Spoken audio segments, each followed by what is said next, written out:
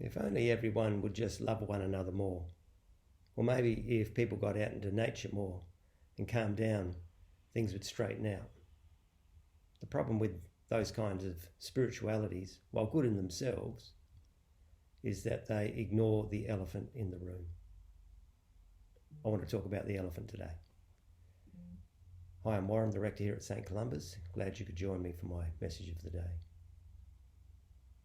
Yes, when people talk about spirituality, often you get a sense that it's ignoring the elephant in the room, which is human failure. Sin is the traditional word.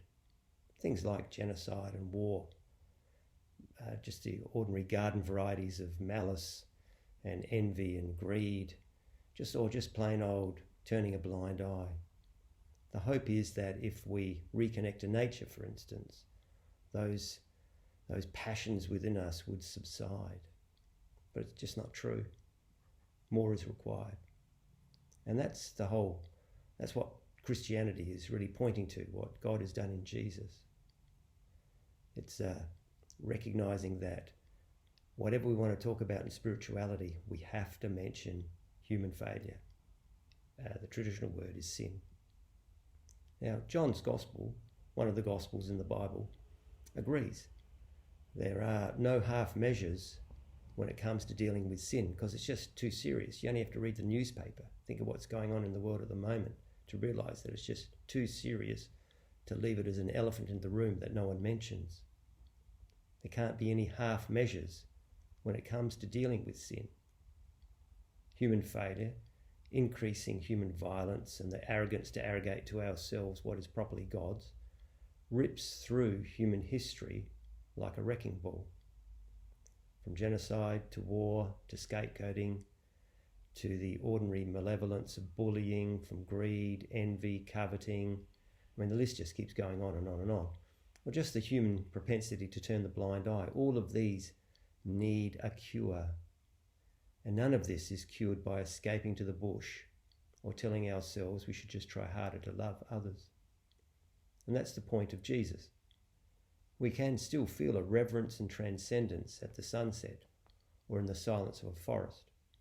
But more is needed, and that's why God sent the one-of-a-kind Son into the world to save us from ourselves. And that's important for us to hear. God sent Jesus not to condemn us, not to try and find out who is bad and who is good, sorting the sheep from the goats. God sent Jesus into the world because God loves us. God recognizes that no matter how hard we try, we are stuck. It's like we have to be saved from ourselves.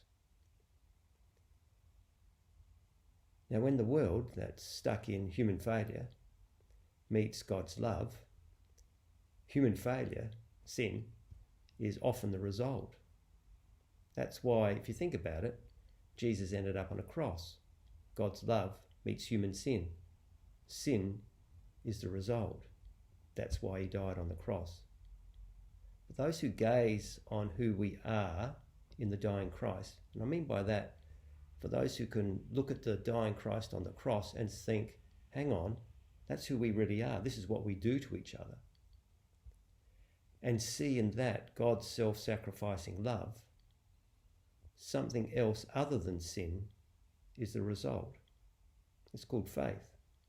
We're being saved from ourselves through faith in God's unswerving love for us in Jesus. Faith in the new heart of living flesh that God wishes for us.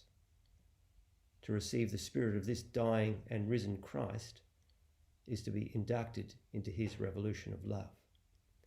And all this because God is saving us from ourselves. Thanks for joining me. Bye-bye.